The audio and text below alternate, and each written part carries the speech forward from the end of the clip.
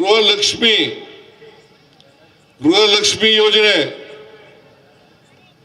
1,26,00,000 ಮಹಿಳಾ ಯಜಮಾನಿಯರಿಗೆ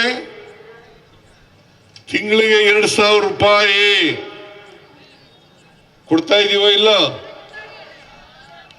ಕೊಡ್ತಾ ಇದ್ದೀವಿ.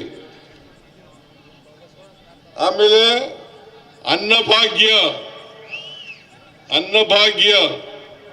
ಹಿಂದೆ ನಾನು ಮುಖ್ಯಮಂತ್ರಿ ಆಗಿರುವಾಗ 2013ರಿಂದ 18ರವರೆಗೆ ಮುಖ್ಯಮಂತ್ರಿ ಆಗಿರುವಾಗ 7 ಕೆಜಿ ಅಕ್ಕಿಯನ್ನು ಫ್ರೀಯಾಗಿ ಕೊಡ್ತಾ ಇದ್ದೆ. 7 ಕೆಜಿ ಅಕ್ಕಿಯನ್ನು ಫ್ರೀಯಾಗಿ ಕೊಡ್ತಾ ಇದ್ದೆ. ಬಸವರಾಜ ಬೊಮ್ಮಾಯಿ ಅವರು ಮುಖ್ಯಮಂತ್ರಿ ಆದ್ಮೇಲೆ 7 ಕೆಜಿಯಿಂದ 5 ಕೆಜಿಗೆ ಮಾಡಿದ್ರು. 5 ಕೆಜಿಗೆ ಮಾಡಿದ್ರು. ನಾನು ಹೇಳಿದ್ದೆ, ನಾವು ಅಧಿಕಾರಕ್ಕೆ ಬಂದ್ರೆ 10 ಕೆಜಿ ಮಾಡ್ತೀವಿ ಅಂತ ಹೇಳಿದ್ದು. 10 ಕೆಜಿ ಮಾಡ್ತೀವಿ ಅಂತ. 5 ಕೆಜಿ ಅಕ್ಕಿ, 5 ಕೆಜಿಗೆ ದುಡ್ಡು. ಇದನ್ನು ಕೊಡ್ತಾ ಇದೀವ ಇಲ್ಲ? ಕೊಡ್ತಾ ಇದ್ದೀವಿ.